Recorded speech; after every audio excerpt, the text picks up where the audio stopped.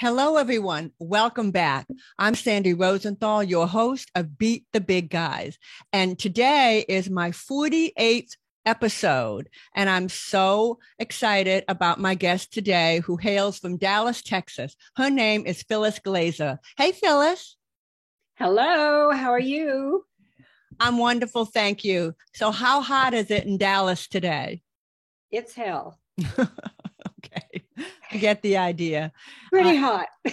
In New Orleans, they're offering heat advisories. It's supposed to get up to 100.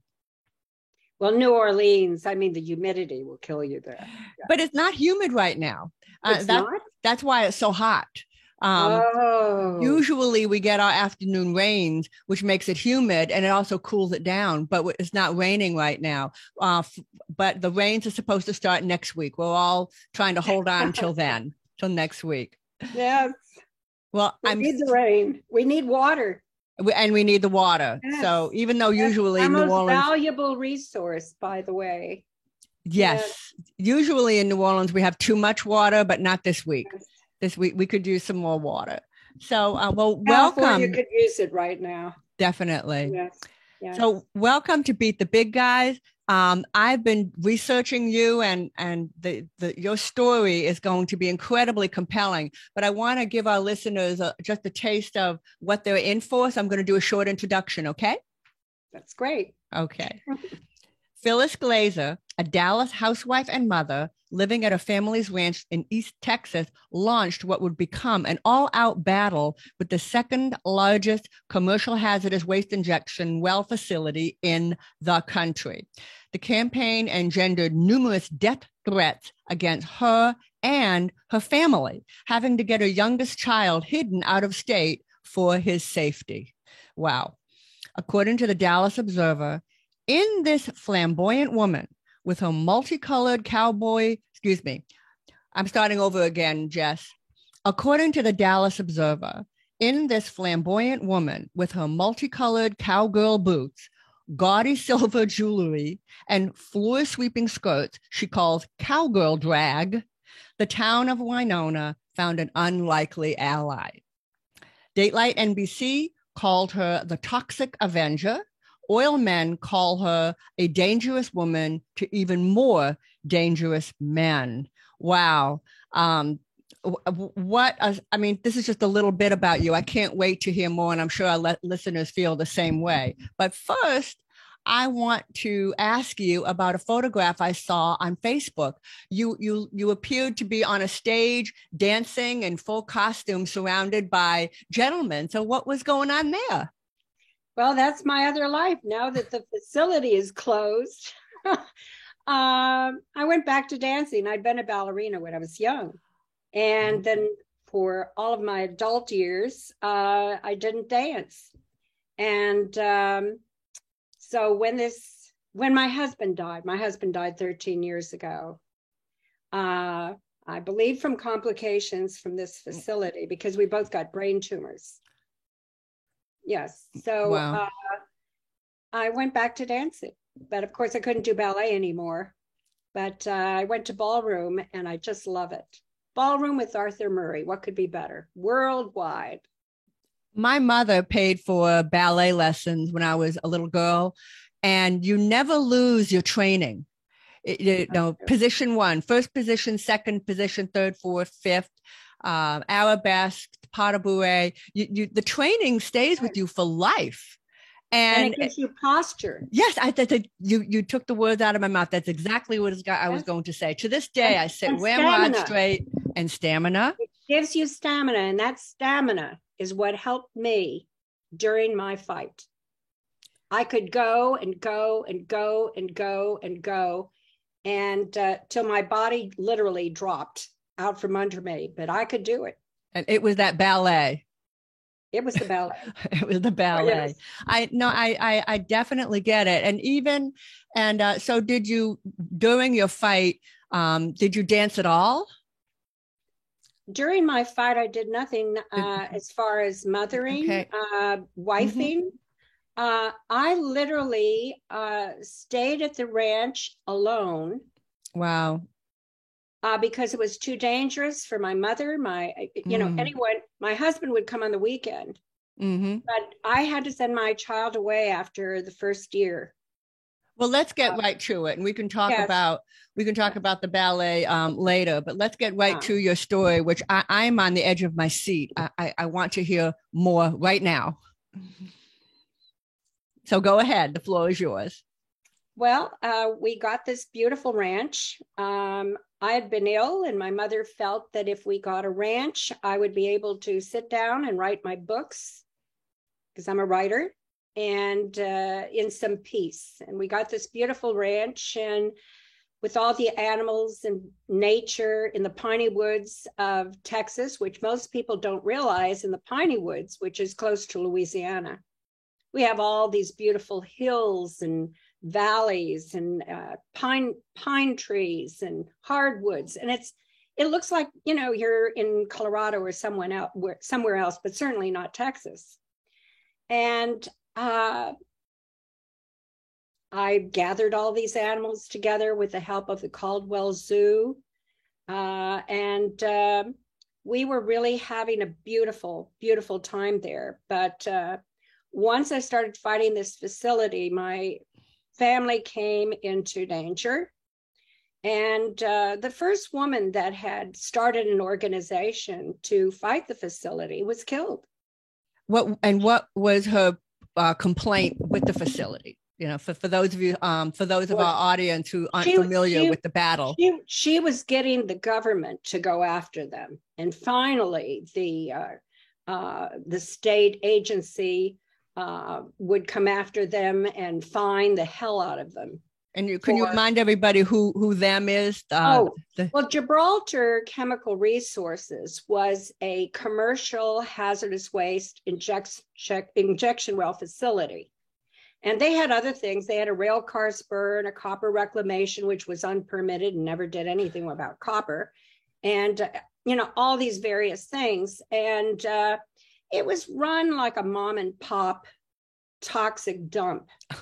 And a mom and pop toxic dump without anybody who gave a damn about what was being injected, because they never cared what they were allowed to do. They were caught red-handed with 24 times the amount of PCBs they were allowed to handle.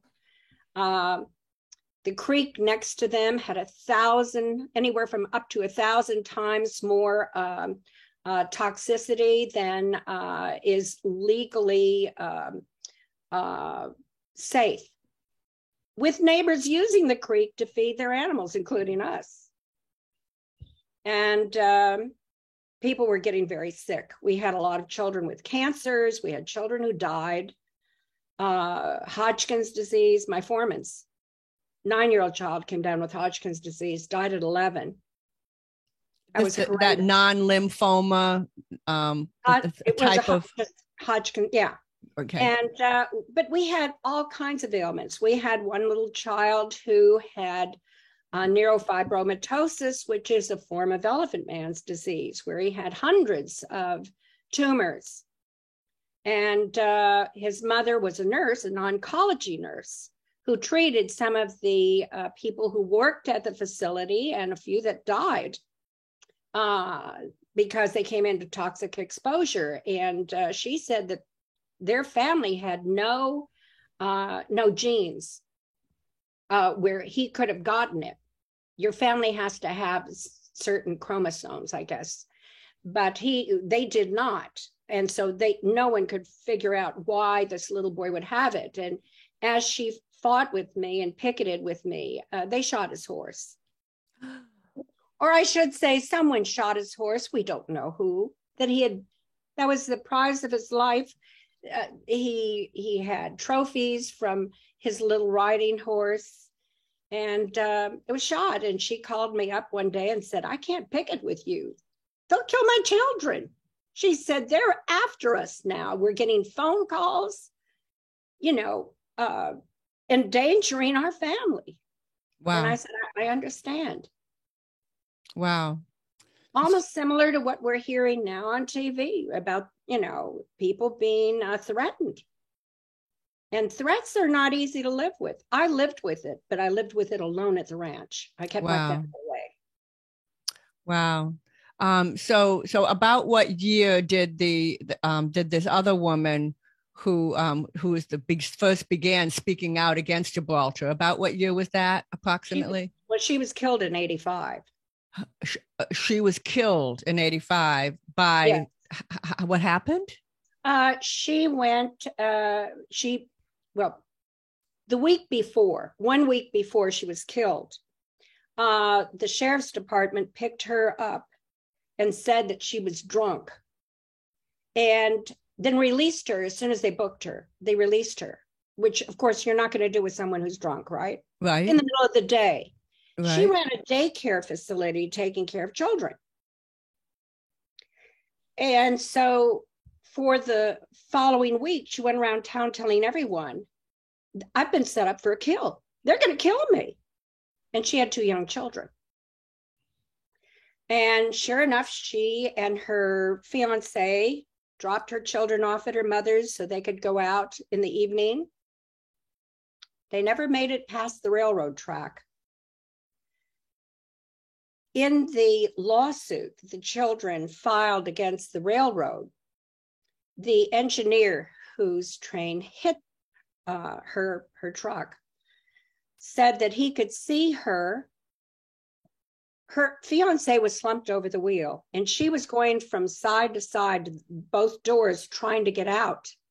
He said it was as if they were locked from the outside. And he said every morning when he woke up and every night before he went to sleep, he could see her face screaming, looking at him. Oh my gosh. There was a witness. There was a witness to it. The witness disappeared. And the witness disappeared. Gosh. I find it amazing and admirable and incredible that you didn't get out. And so why did you stay? And then what happened? Well, my father's family, my father was from Riga, Latvia, and his family was killed in the Holocaust.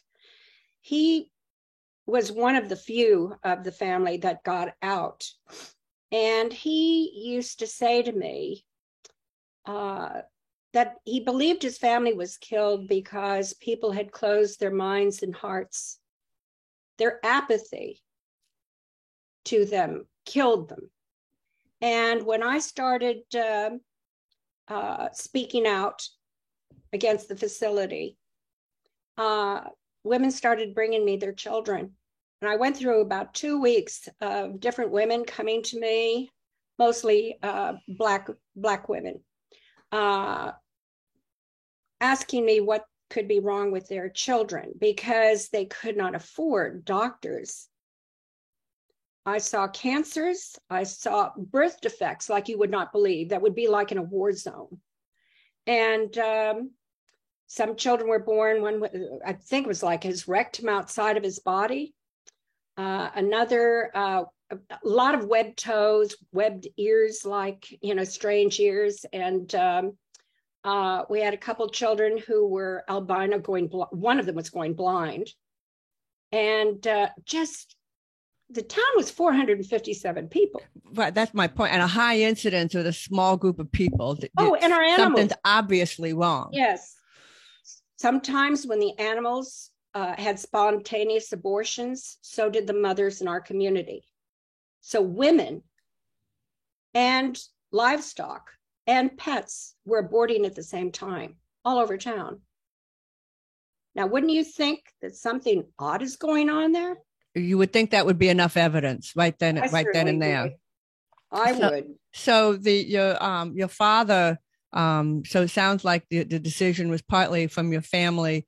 You felt that to leave town would have been apathy, and you couldn't do that, and you stayed. My father once said to me, sometimes in your life, you might hear a knock on your door asking you if you can be counted among the righteous. He said, open the door. And I did. I think that's beautiful.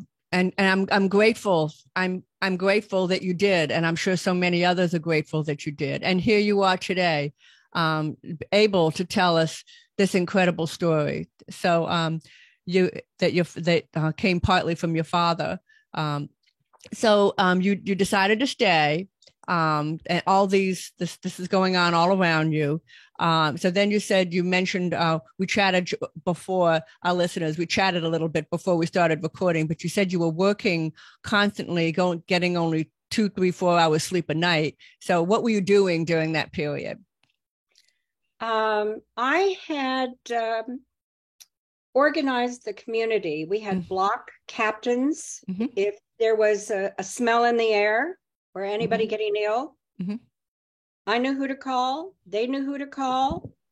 We started documenting. We were videotaping everything. We were videotaping people being ill. We were videotaping their spills that they had. We videoed everything. I've got so many tapes. It's ridiculous. We taped hearings and meetings, and you have to document everything. But also because I was very fortunate to have an inheritance, I hired corporate lawyers. And you would say, why corporate lawyers? Well, my first lawyer that I hired was one of the candidates to be head of the Environmental Protection Agency in Washington, D.C. So Fran Phillips.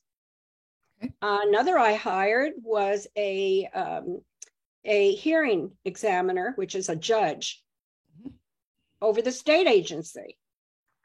So I always said, I want A lawyers. I do not want attorneys who are B. No, I want the best. And this is a problem for communities who have no money. Mm-hmm. They do bake sales and they've got to get C or D lawyers.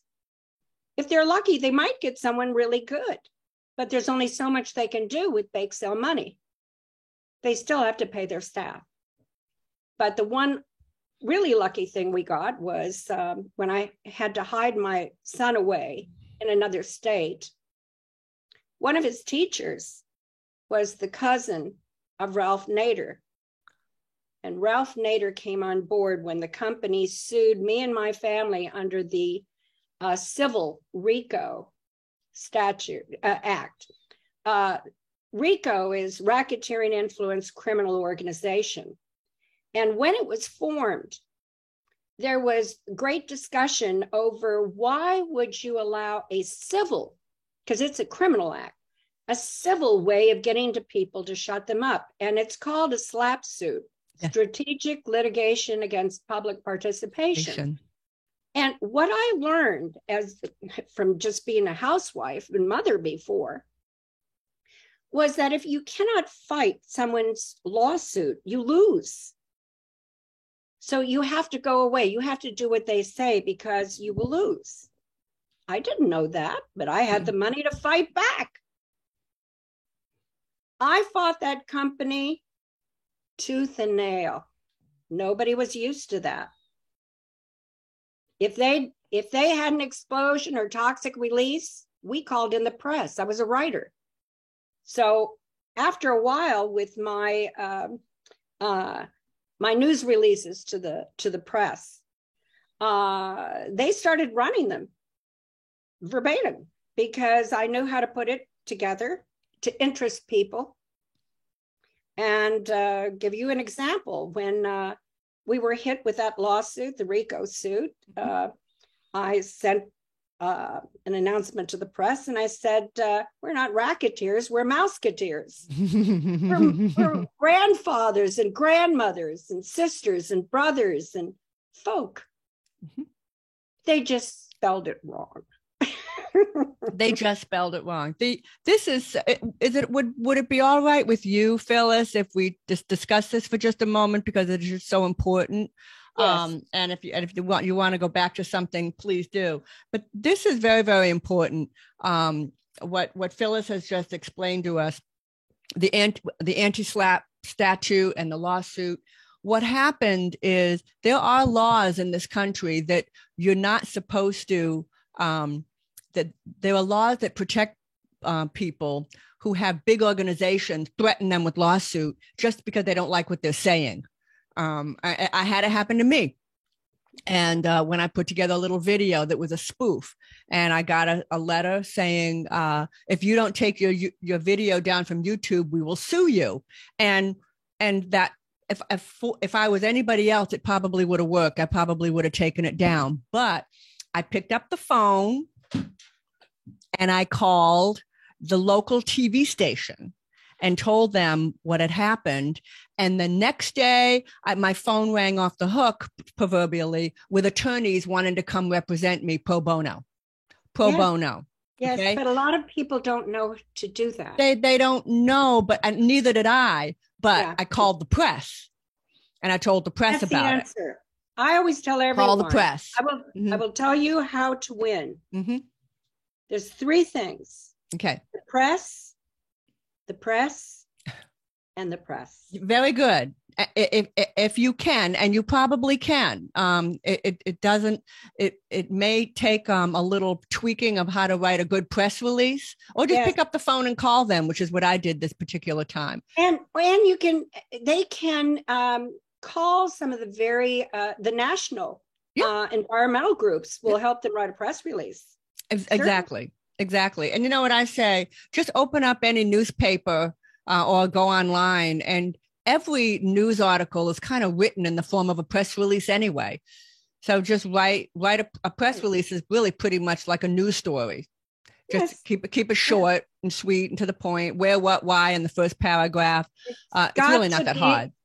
Something to interest the press in the story. Right. If they're not interested, they will not do it. Right. And be sure you got your facts. If you've got, I like to say it like this.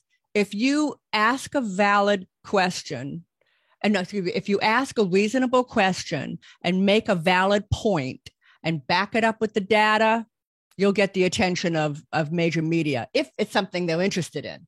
That's true too. Yes.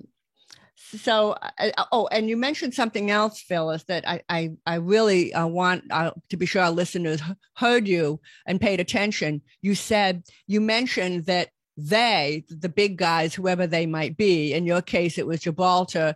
I know in my case, it was the Army Corps of Engineers, but they don't expect anybody to stand up to them. And they're shocked when it happens. They're caught off guard. It's rare. That's right.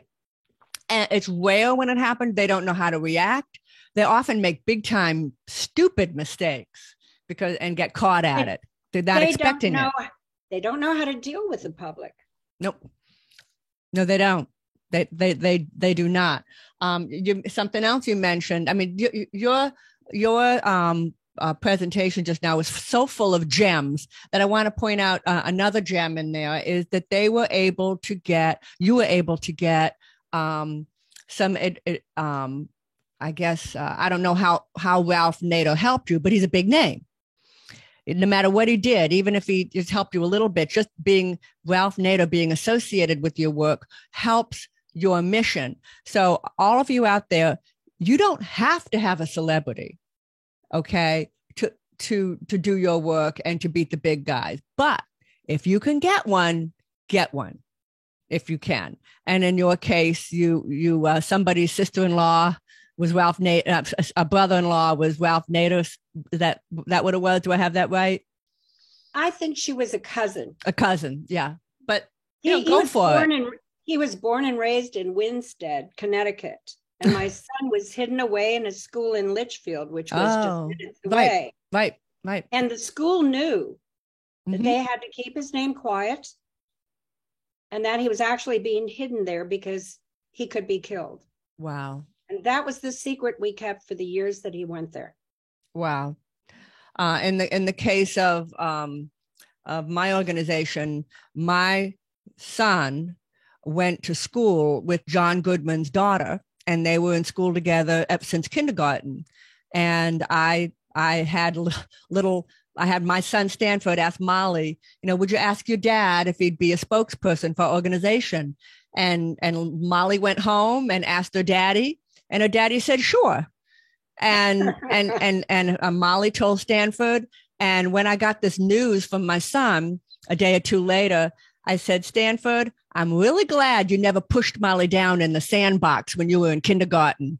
I said, because Molly would have remembered that for the rest of her life. And my son laughed. He said, Mom, you're right. I have had some people tell me, you pushed me down when I was in kindergarten. It was a decade ago. But in closing, the important thing is you don't have to have a celebrity, but if you can get one, go ahead and get one. Well, we got it. We got a second one. Oh, who was that? Don Henley of the Eagles. If you can get multiple celebrities, get them all. The more celebrities adding their voice to help you further the reach of your mission, the better. Just don't feel like I once thought. I once thought if I didn't have a celebrity spokesperson, I couldn't begin my organization. I was wrong about that. Oh, no, that's not true. No, yeah. We didn't have anyone in the beginning. It really took many years. And I also found, I traveled to Austin, the city, the capital of Texas, all the time with the residents of Winona. But I also flew to Washington, D.C. I mean, everybody knew me. And we started making dolls called Wasted Babies. And these dolls just were made of stockings stuffed with moss, which would die if you didn't take good care of it. And we put a cap on every doll because so many of our children had cancer. And we would give them, we had hung the little story of Winona on it. And the mothers would write their name on it and who they were making the doll for. And we glued a tear on every doll because the doll could not talk for the child they had represented, many of whom were dead at that point. And so those dolls, every time I went to a legislator, and I went with, 100 dolls when I'd go to Washington, the first thing an aide would say is, Senator so-and-so really would like one of your dolls. And I said, then the senator is going to have to meet with me because that's when I will give a doll. Good. And those dolls probably became a recognizable symbol, around Washington. And that's a very good piece of advice. One is in Nancy Pelosi's office right now. Good. From over 20 years ago. Good. They all kept them. Good. So Phyllis, what, so that our listeners can get a sense of, we now know how this started. How did this awful story end? When was it over? What happened? It was over in, these stories are hard to tell you how they end, but in 1997, on March 20th, I was getting ready to go to Dallas to take my son to one of the doctors because we had a lawsuit going on for him to be examined in Corpus Christi because no doctors would come to Winona, not even local doctors. None of them would step foot in Winona. That's how unsafe it was. Wow. So I had put the last thing in the car and the phone rang. And I thought, could be an important call. Went back into the house, picked up the phone. It was my state attorney. And she's Mary Saws. And she said to me, Phyllis, you're going nowhere. The company just announced it was closing. We just got notice from the Texas agency. And she said, you're going to be there because everybody in the press all over the country is going to be getting in touch with you. But she was wrong. People all over the world, press, were getting in touch with us, including Danish Broadcasting, which is like our CNN. They came and did a documentary. The Texas Legacy Project came and included me in their legacy project. The Texas Monthly named me one of the 20, I can't remember what it is. It's not irresistible, but I think it's all fighting words. One of the top 20 in the state. The Black National Association of Black Lawyers invited me to be on their panel. And so it was like the world had opened up. And I was hearing from senators and congressmen from all over the country saying, can you help our little community in this little state? So I went to Coshocton, Ohio, that was actually getting the same company we had. So that's what you mean by they were wrong. They were not closing. They were just relocating. They were relocating. But also, I worked with 3 communities in Michigan. Again, it was not our company, but they hired some of the people from our company. It was going to be, they placed it a half a mile from the Detroit airport and right on the freeway, which meant that if they had to evacuate, you would have rush hour traffic, which would make that completely impossible. And these communities asked me to come, that the governor had decided to put together a science panel who would hear, their various comments and make a judgment. So I flew in and I spoke and I let them know they were going to give me 3 minutes to talk or 5 minutes to talk. And I said, you know what? I was just diagnosed with a brain tumor. And I said, I'm just beyond all of that now. I said, I've flown in from Texas. I'm sick as a dog. And I'm going to warn these people. And I brought videos and documentation. And I told even children, because it was held in the high school, and I had visited with the high school children that day. And I said, any of you high school children who are here and want a moment to talk, you are entitled. This is America. You can speak. Right. Anyone can speak. Mm-hmm. But what happened then was the science panel told the governor that it would be too dangerous to take a chance on their community becoming another Winona. But the governor said, thank you for your work, but we're going to do it anyway. And the one thing that I had warned them was, I said, if you let this facility come in and operate within 1 year, you will have to close it down. And they did. It did everything I said they were going to do. They had to close it down in a year. There you are. This is definitely a pattern where a company will come in, and as soon as they get pushback from the community, they'll close shop and they'll go somewhere else, and where the community won't push back. But thank goodness for people. It's all a write-off for the company. All exactly. A write-off, no matter what it is. And thank goodness everything. And thank goodness for people like Phyllis Glaser, who could have. You could have just, well, if they're not in my community anymore, my job is done. I'll go back to my ballet, but you didn't. You got in the plane and you flew to these other communities. And well, thank you so much for that. I am so proud to know you.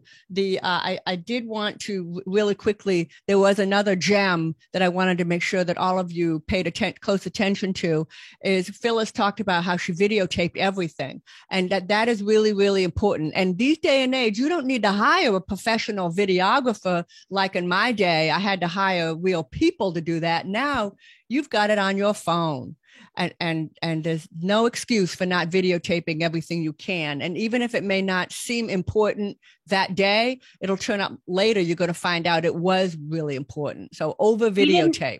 We didn't have these phones in the 90s. No, I know. I didn't either. But we had different people had different video machines, and we used them. Good. And you use them. And again, I bet you, I still think that the company was very surprised when they found out these videos were being taken. So this has been incredibly poignant and in many ways sad, but in any ways good. We need to hear these things because there are other big guys out there trying to take over communities. And we need to let them know that surprise, we're here. We're not going to just sit back and let you win. And thank you so much. But I want to ask you though, is there anything else that you'd like to share with our listeners to help them beat the big guys in their communities? Governments exist to protect minorities. The wealthy and the beautiful have many friends and few enemies. If you don't fight, no one will fight for you. You cannot find someone else to fight for you. And many of these communities feel they have no voice. They don't know how to fight. And those communities are poisoned. Yes, it's going on every day. We lived in a completely separated Black and white community. And we had to pull everyone together. Because I told them, if we don't fight together, we'll hang together. We will die together. We've got to fight this together. And the community has never been the same since this fight. People have learned to actually accept one another because they fought a battle together. And I remember one woman once said to me at a hearing where we first introduced these dolls, and she said, I think my husband's a bigot. I'm not sure.